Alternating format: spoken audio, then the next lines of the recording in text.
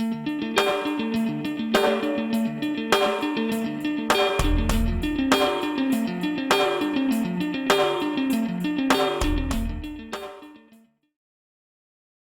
me in the Room podcast to talk about his huge opportunity fighting for the Cage Titans amateur welterweight MMA title is Brody McDougal. What's up, my friend? First time on the show, man. Pleasure talking to you and getting to know you, my man. Thank you, Steve. Yeah, I really appreciate you having me on. I appreciate the opportunity. All right, my friend, you come off that last win, getting the reality welterweight amateur title there in an armbar, first round armbar. You're getting ready for this fight. You got a title fight for Cage Titans. You got injured, man. How was that whole feeling? Yeah, I mean it's a work in progress. Obviously, every time you get injured, I was lucky. It was just a wrist break. So there's a lot of stuff I was still able to do. I was just in a splint, so I wasn't able to throw any punches or anything, but I was still able to work out and at least keep myself in shape, which was nice. Especially mentally. I think that's the biggest thing when you're injured is really your mental health, even more than your physical body's health. Because your body can appreciate the rest, but it's the mind, it's like that always working towards the next thing, feeling like you're, falling behind. That can be tough to deal with. So yeah, I mean, just, that really helped from a mental standpoint, still being able to work out, still keeping myself in, good physical condition. And quick turnaround now, healed up, ready to go. Well, my friend, like you said, it's a little kink in the train rolling here. You had a bunch of fights. Had a Muay Thai fight in there for Cage Titans, won a title. You were on a roll, and then all of a sudden this happens, man. You had other, partners fighting on cards, maybe on that same card, man. Were you helping training partners get ready for their fights? Even though you had an injured hand there, could you still help them in some kind of, facet of the game when they were getting ready? Absolutely, yeah. I think I'm lucky enough to have lots of training partners that will look to me for some guidance and support, and they'll ask me, questions about their upcoming opponent and just, try to get, my insights on it and, the way I feel about the matchups. So that's nice, to feel useful from that standpoint.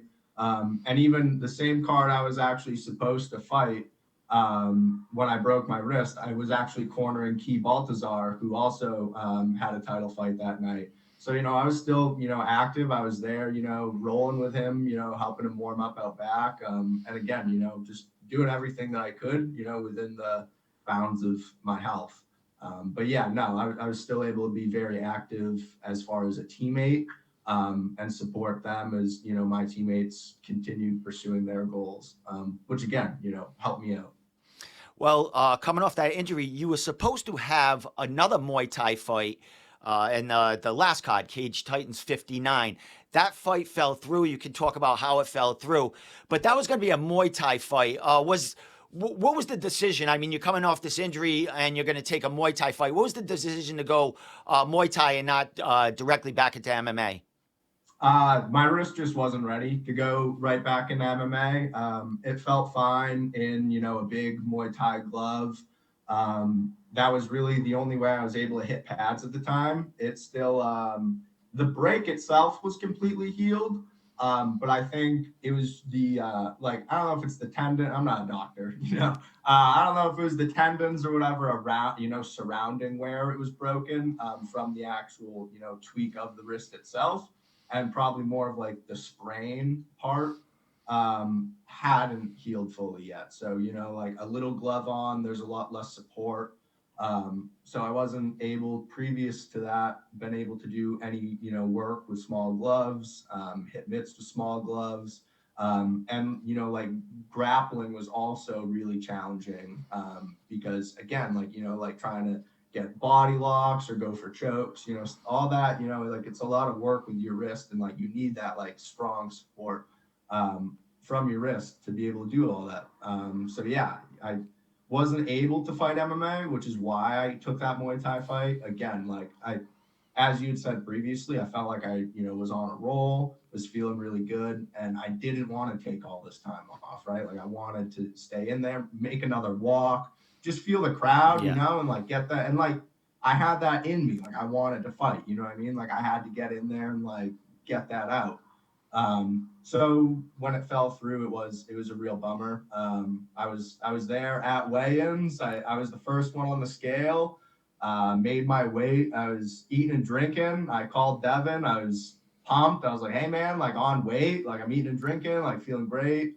They were on their way up to Plymouth, and he just said, hey man, we got bad news. And it turned out that my opponent had to, go to the hospital, trying to cut the last of his weight, and that fight was off. And they were trying to work out something short notice, for that day.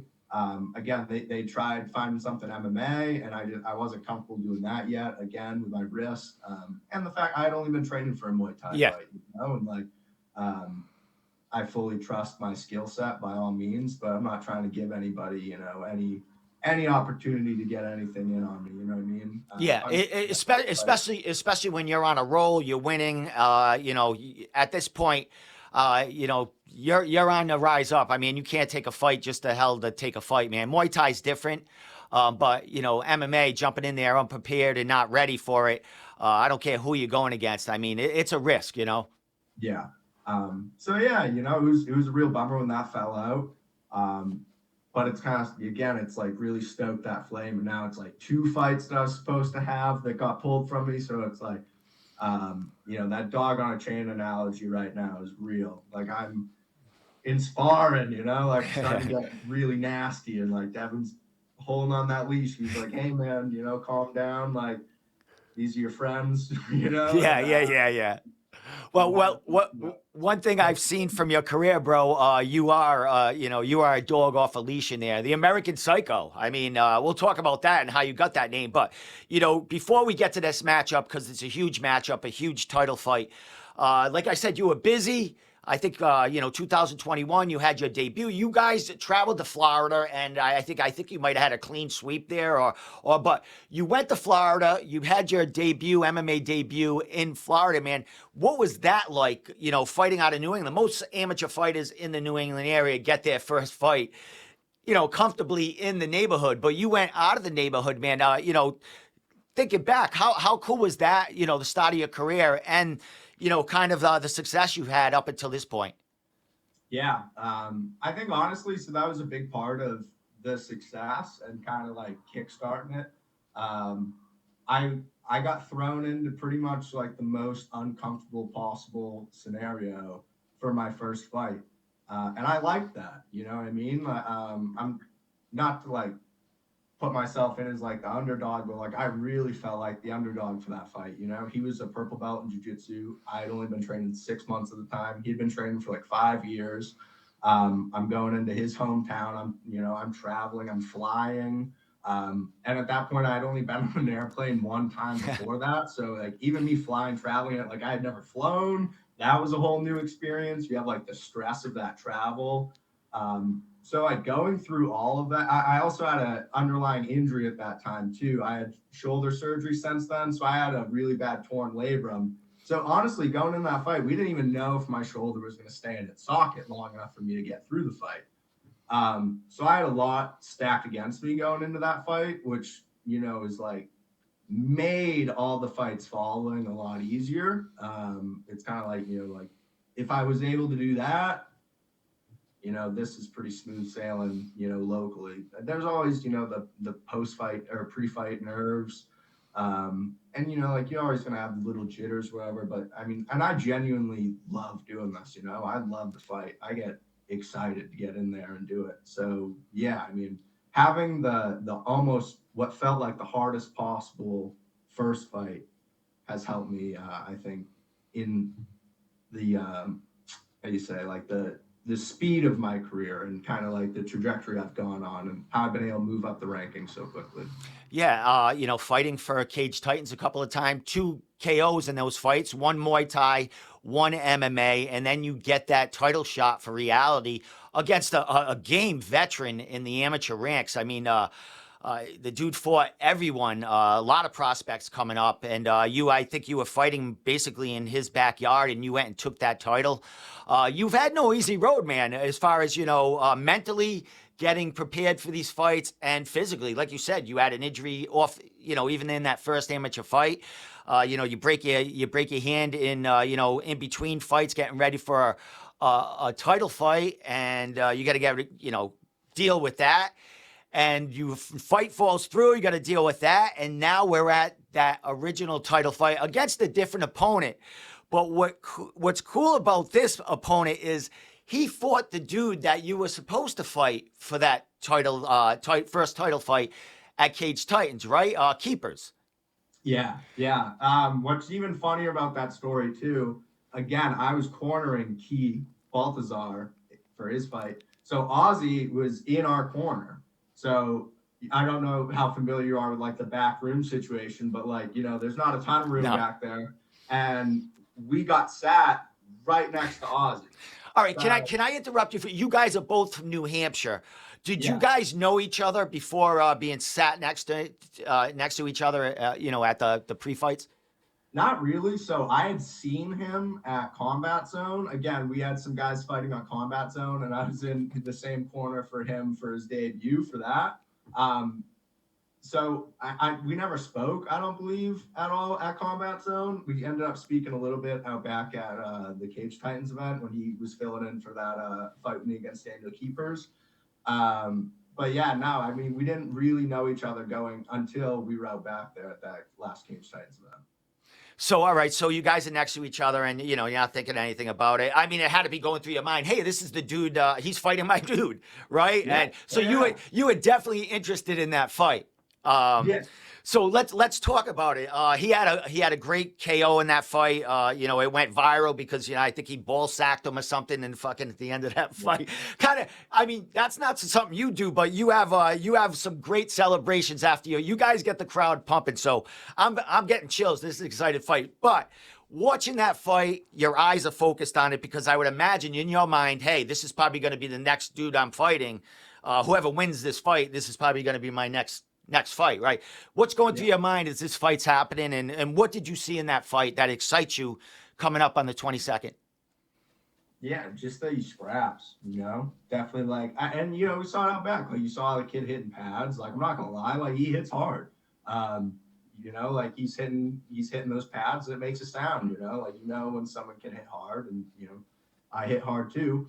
So that excites me. You know what I mean? Like I'm looking for, a tough fight here. I've been wanting a tough fight for a little while now. I honestly thought my reality title was going to be a pretty tough fight. That guy, like you said, he was game. He had a lot of fights. He had a lot more experience than me. And I was going in his backyard. So I thought that was going to be a tough test. I ended up getting out of there pretty quickly. I'm hoping for a tough test here. He's Toro. He's the bull. It's not hard to imagine how he got that nickname. You watch him fight, he comes forward. Like I said, he throws really hard. I'm excited to, get that opportunity. Well, I know you're prepared in all facets of the game, but looking on paper, looks like it's going to be a striking battle. But the team that you train with are no slouches on the mat. Devin Powell, black belt. You got some other guys in there that are high in the jiu-jitsu range there. You got some great wrestlers coming out of that gym. Who are some of the guys that not necessarily striking, but helping you in your wrestling game and all that? Because you never know.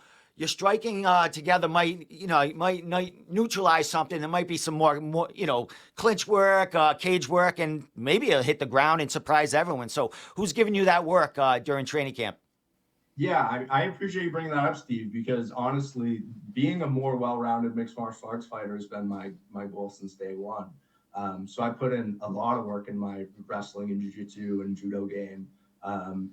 Ross Danner, lighting it up right now, turning pro is lightweight, going after all the big names. He's my number one wrestling coach. So I learn from Coach Ross every Monday and Friday.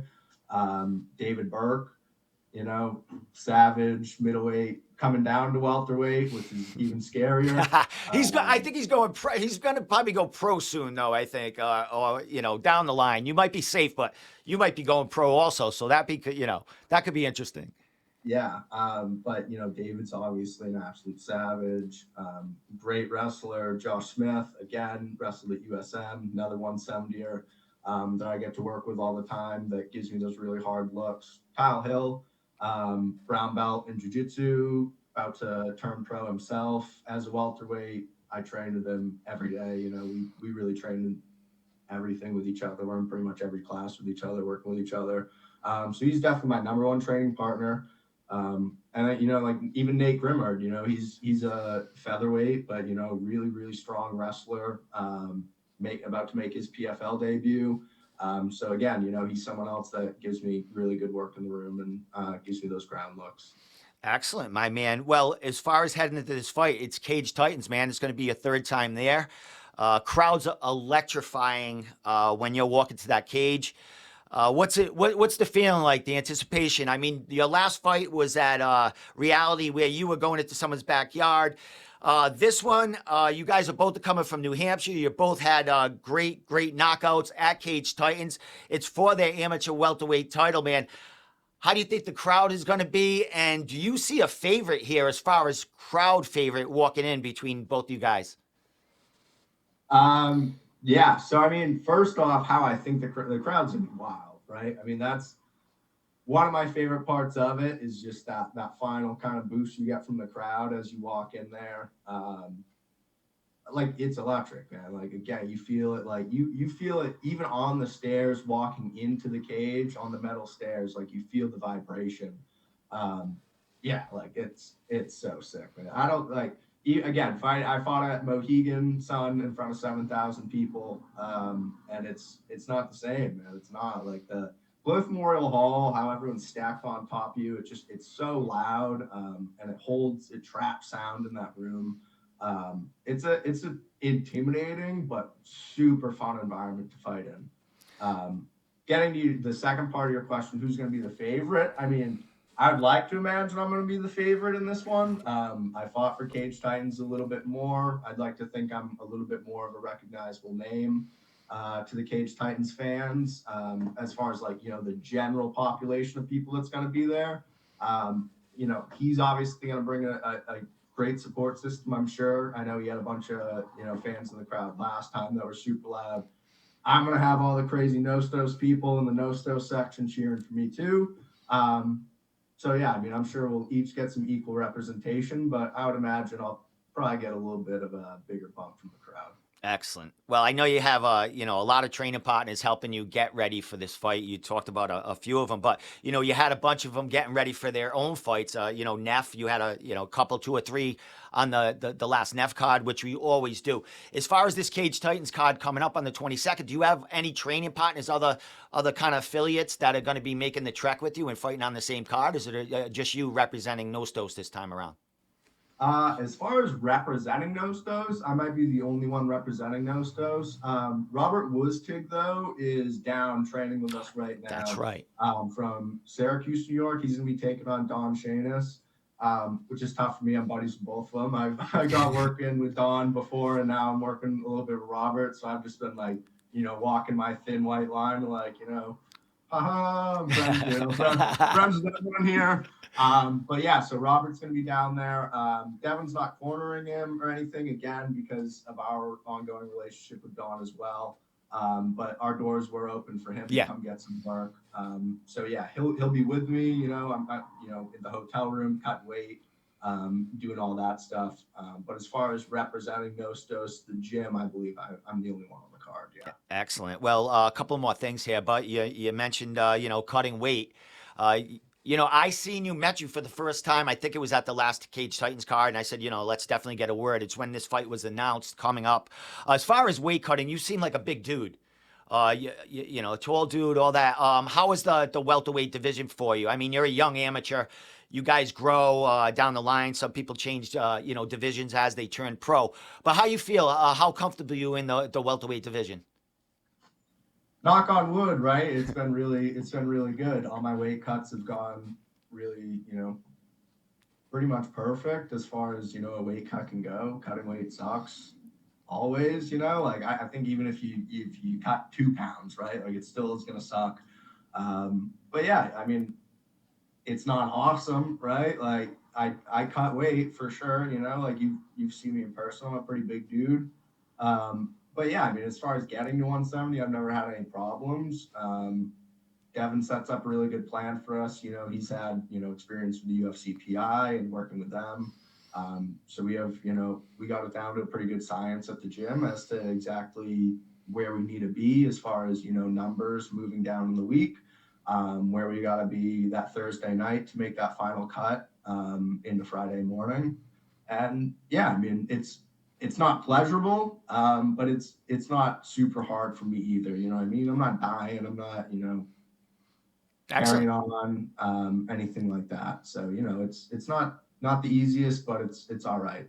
Excellent, my man. Well, it's fight week starting today. Other fighters say fight week starts for the Friday before the fight because it's a full week. But for us media guys and Cage Titans, this is fight week. What's left to do up until weigh-ins? Sometimes they have the press conference, but weigh-ins on Friday. What's left to do in the training camp before you step on scales? Yeah, I mean, as far as we're concerned, training camp's over for me. Training camp really ended for me Saturday. Saturday was, my last up doing any real like live work. This week is just, keeping the cardio up, doing a lot more like conditioning style classes to keep my body strong as I'm doing the weight cut, and again just burn calories and keep pushing that weight. And now it's just keeping things sharp, keeping things dialed in, lots of pad work, lots of just flow drilling, which isn't the funnest, at least not super fun for me, but flow drilling is super important for, again, just crisping everything up, making sure everything's there, doing your basics, working on escapes, situational things that we think might arise, and yeah, just making sure that we're ready for the big cut on Thursday. And that's really it.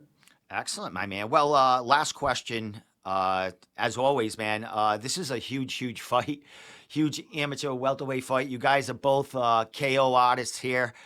You got a little more experience in the cage, but this kid coming in, I mean, he's brought the crowd erupting in Plymouth Memorial Hall just like you. So people are excited about this huge fight as well as Cage Titans is. I mean, how do you see this fight going, and how do you expect it to go? I mean, of course you're confident, but I would imagine this is your most dangerous opponent to date. How you feel about this fight, and how do you think it's going to go in your way? That's a tough one to answer, honestly. I don't know, because I think it's really going to depend on the resiliency of my partner in that cage there. If Ozzy is as tough as I anticipate he is, it could be a bit of a scrap, right? It's probably going to be hard to get him out of there. He doesn't look like someone that's going to take a knee and someone that's going to fold, and someone that's going to necessarily quit on themselves in there. I have every intention of removing him from that cage when I'm in there.